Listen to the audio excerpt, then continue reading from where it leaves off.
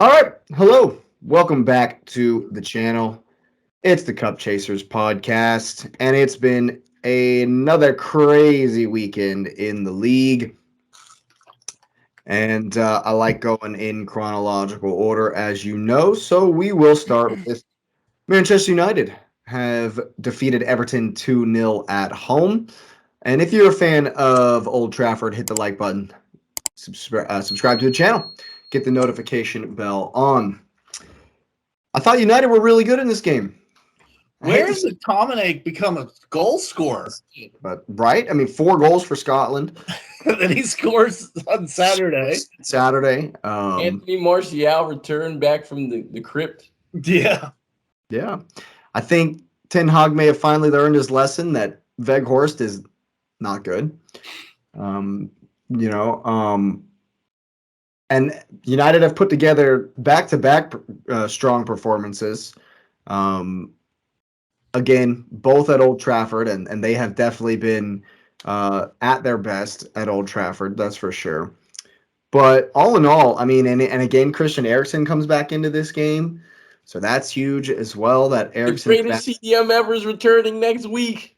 He is, Casemiro. But see, that's my point. United have been halfway decent, pretty good in the last 2 games without Casemiro. They're gonna be better. I think that, yeah. I mean, I heard somebody saying that Bruno can go back to playing what he's used to, when Casemiro and Eriksen come back in. The comment the guy said, he can get back to playing where he should be. And my thought was, oh, the bench. Yeah, but I'm biased. But as good as United were in this game, it must be said, Everton were terrible. Everton are terrible. They are terrible, correct. Yes. They are terrible. This was nothing new from Everton. Yeah, they just got nothing going forward. And I feel like Alex Iwobi has had a good season. Right. And when he has not been at his best, they've struggled even more, and he was not good this game. The final ball, literally every time for Everton, was awful. Was absolutely terrible. Damari Gray had an absolute shocker. Everton were very, very poor in this game, and you don't expect that. You just, I just wasn't expecting to see that at all. They defended okay, I guess, but not up to their standard. That's for sure. And I was just frustrated. It's always frustrated when you're cheering against somebody and the team you're cheering for is just terrible. I'll mention the City game on that one. Trying to cheer for Southampton was. Oh yeah, no, I cheered for Southampton for all of 5 minutes and it was over. I was, yep, that's what I get. But Jordan Pickford had a great game. He's the only saving grace on that team. Yeah, the only. He'll be gone when they get relegated. Oh, he'll be gone. Come to Chelsea, bro. I'm telling you, we need a keeper. Sorry, at Chelsea, man. You got like 14,000 goals. Kepa needs to hit the bench, and Mendy's probably gone because he's tired of riding the bench. Everton won't be relegated. I think that's a bit. I think Everton stays up. Yeah. I don't know. There's too many teams that are worse, and this performance. Yeah. This performance is now on the bottom 3. I'm calling it now. This will be the worst Everton is for the rest of the season. They will be better in every game for the rest of the season, I guarantee. Sean Dyche isn't going to let them. They're in 17th. Are they? Yes. I thought Forest was in the bottom. It's Forest, Leicester, and Southampton, but Everton is ahead of Forest only on goal differential. Only on goal same number of points. There you go. Absolutely. Yeah, they got 10. Well, Forest's goal difference is just terrible. Forest plays Chelsea soon. No, do they play Chelsea? They play United. They play United. Yeah, they start to play Chelsea. No. Forest comes to Chelsea, so that should be a win. Should be a win because Forest doesn't score away from home. Terrible away from home. We don't score at home, so actually, it's at least a draw. It's at least draw. At least a draw. I think the only other thing to say about the United game though is Marcus Rashford goes off injured. Big Yeah, haven't groin seen- injury. Yeah, I was reading just a minute ago. It sounds like he probably misses Sevilla. They don't know about the weekend yet. so he's definitely not out for the rest of the season. I heard that he No, he's tweeted not out. something from the hospital that said he's got more left in the tank or something like that. Yeah, he said something like he's got more performances in him or something to that extent. Yeah, It's very cryptic. But yeah, Man United roll on. Good performance. Eriksen comes back. Martial comes back. McTominay is randomly scoring goals. So they're in a good way. I think that they will not be able to pip Newcastle for third place. And the Newcastle Brentford game was fantastic.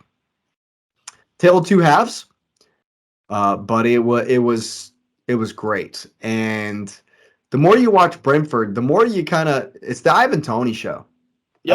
Literally every week. Mm-hmm. I thought Brentford.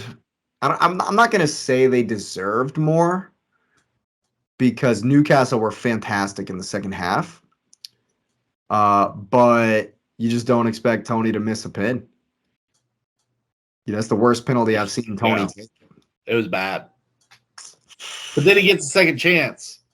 Yeah, I mean, credit to him, smashes it in on the second one, but they had a goal disallowed too. Brentford were good in that first half. Brentford were really good at that. They should have had 3 to start.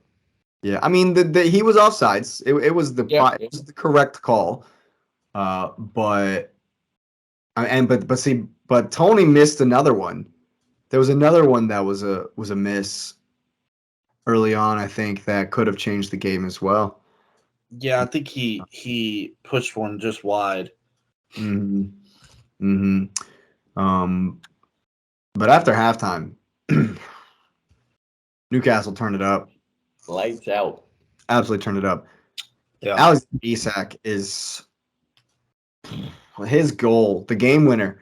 That goal was class. Just absolute class. I mean, you could watch that all day.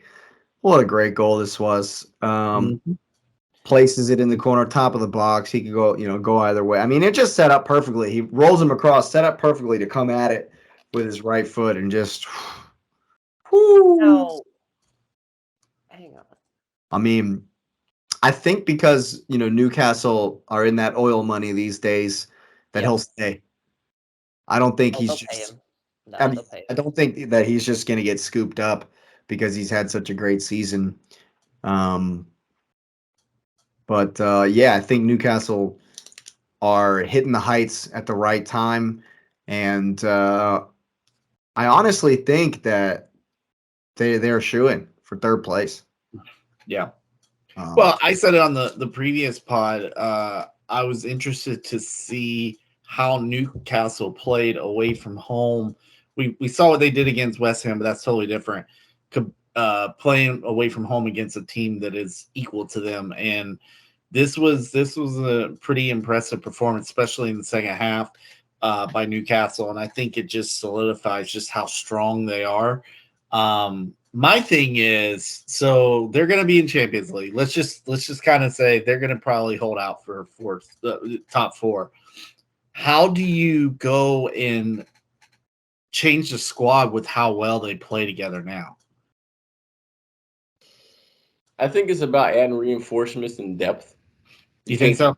Because you don't want like Jake mentioned this, and I think you guys meant. Well, I was going to say Jake mentioned it in Arsenal how the question is always about the depth. Like, who are you bringing on to replace this guy? Is he on that quality? And we know that sometimes they're not. Whereas Chelsea, they have so much, and I'm not actually knocking their players. They have a lot of quality, but they don't know what to do with them because they're not putting them in the best places that make them perform at that level. So it's like they're trying to find that middle ground, and it's hard because you do want to have some squad depth specifically because you're going to Europe, and they're going to go for everything next year. I mean, why wouldn't you, right? So you want to win all 4 trophies. They're going to be on the Man United quad, because only Man United can pull quads off. Nobody else can pull a quad unless it's Man United. And so that's why you root for Man United. But going back to where I was, right? I think they go for squad depth. I think they're looking for depth. They might look for, a few scores, but I think the depth is what matters for them. It's just amazing to see how good of a team they've become under Howe. And I mentioned it last pod, if it wasn't for what Arteta's doing, what Pep's doing, I mean, Eddie Howe would be in a pretty strong argument for manager of the year, because that team in general, it's got good pieces, but it doesn't have like that one stellar piece that you're just like, oh man, not like a Holland or Odegaard or somebody like that, but they just keep going on, and it's impressive to watch. I've got a friend, he's a Newcastle fan, and he has been waiting for this for about 20 years. So he's enjoying life right now. But I fully expected a draw. Of course, I made that prediction in the prediction league. For them to go and find a win on the road, though, against a Brentford team that we know is hard to beat at home, very, very impressive. Extremely impressive result. Yeah. Now, by the look, they're just killing it still.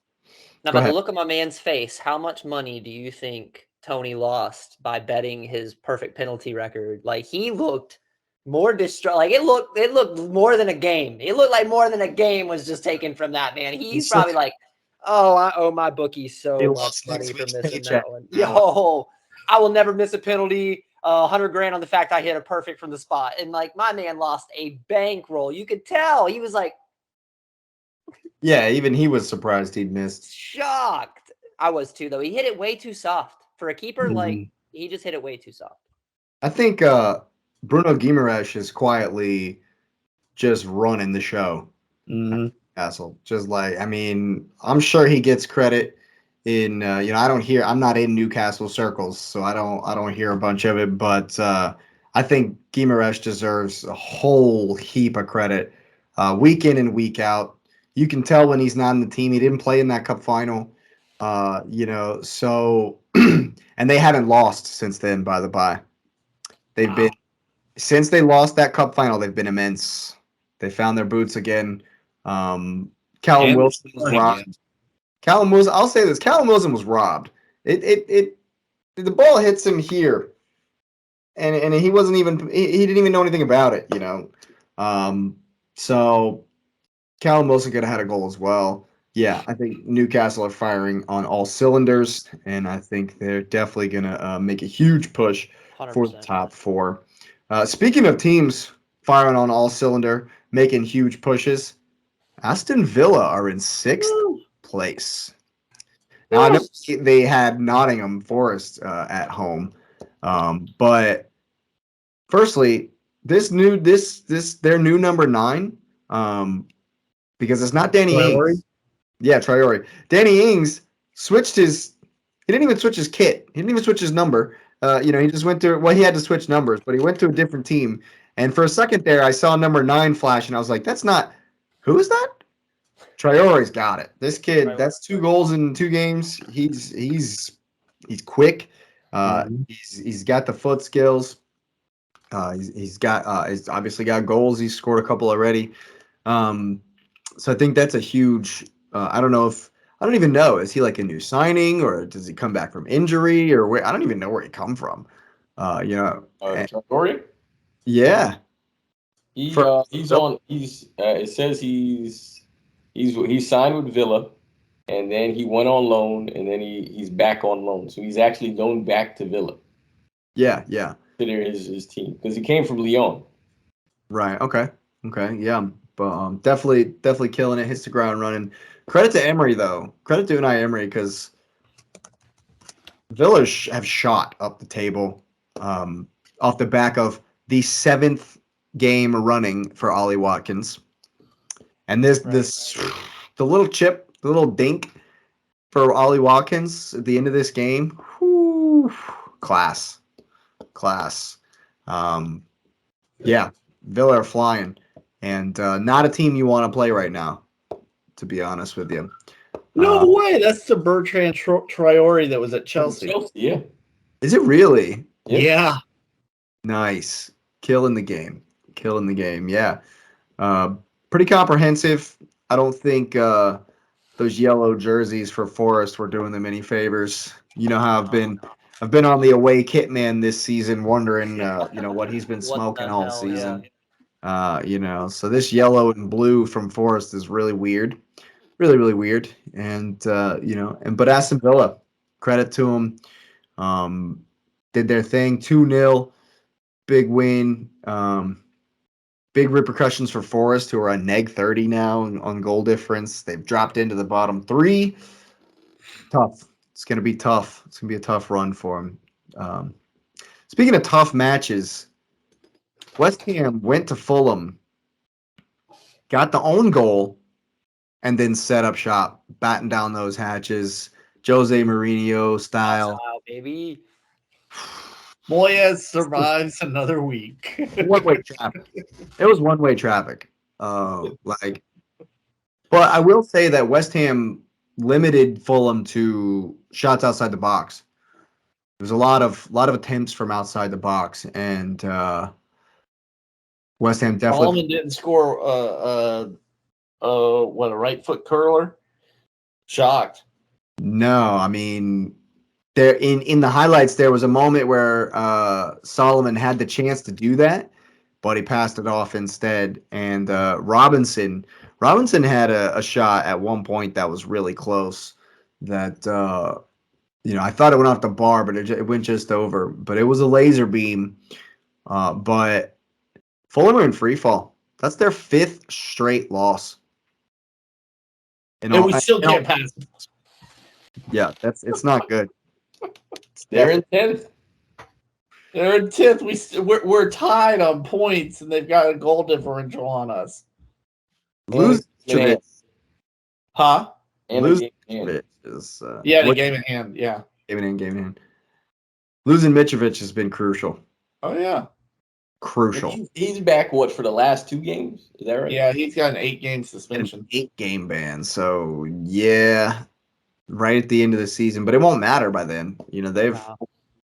I think they've achieved safety with how they've been so far. So I think they're definitely, for a newly promoted team back in the league. I mean, I guess they've been a yo-yo club recently, but I think they're obviously going to be okay. But what a win for West Ham! That's massive. Huge for them, man. Yeah, it takes them less out of that relegation. Is that Moyes the rest of the season? Guaranteed? Yeah, I don't know. I think it's a week-to-week situation still there.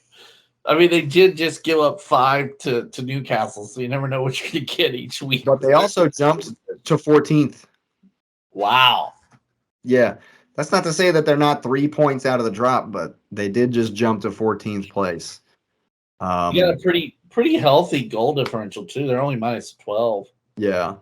And that's definitely better than Bournemouth, who we'll move on to, who also had a fantastic win. Yes, it's Leicester City that they played against, and Leicester are in trouble, man. Oh, yeah. Yo, they're going to be... I mean, didn't they take your... if I read that right? They took your 3rd spot for the relegation station? I think they have. At this point, I mean, they're just in a horrible way, and they're about to appoint Jesse Marsh, is what No. No, he turned it down. It wasn't Jesse Marsh. He turned it down? He turned it down. Yeah, it's going to be David Thompson, I think. You got to bring in Big Sam. Oh, Big Sam needs to be there. Fat Spanish waiter. Seriously. You got to do something to save the season because it's bad. It's bad. I don't know if these old managers can do it anymore. You got Big Sam, you got Harry Redknapp, and all these guys. I don't know. Ari Redknapp. Yeah. Roy Hodgson is doing it though. We'll He get is. we'll get to that, but I just wanted to point out. This game was won by 1 goal, and James Madison got the assist on the Bournemouth goal. Yep. Passed it right back to just an awful Madison hospital ball pass that led to the Bournemouth goal. So I'm not crazy. By the way, your new manager at Leicester is Dean Smith. No way. Wow. Is that official? It says Leicester appoint ex Norwich and Villa manager until end of season. Hold on, let me make sure that's right. I thought you meant the Carolina Tar Heels old coach. Oh, that would have been even better. No, he's dead. I know. I'm messing with you, dude. And John Terry is joining the backroom staff. Oh, at Leicester? Yeah. Okay. Let's see. Get him where you I'm fit reading in, this man. article right now from The Guardian. It says Leicester had pinpointed Jesse Marsh as a possible successor to Brendan Rodgers, but after talks broke down over the weekend, they accelerated talks with Smith, who was sacked by Norwich City in December after failing to mount a challenge for automatic promotion. Yee. I don't know about that one. Rough pumpkins. Don't know about that one. Oh man. But massive for Bournemouth. Absolute huge 3 points for Bournemouth. Who I think are still they're going to be right there in it. It's Leicester, it's Bournemouth, West Ham are still right there in it even despite the win. God, it's crazy down there at the bottom. Forest to right, yeah. So they're all Bournemouth, Leicester, West Ham, Forest. They're all right there. Leeds is only two points clear on the brink. Leeds definitely on the brink. Yeah, it's gonna be just like it's gonna be a crazy run in at the top. It's gonna be a wild run in at the bottom. That's for sure.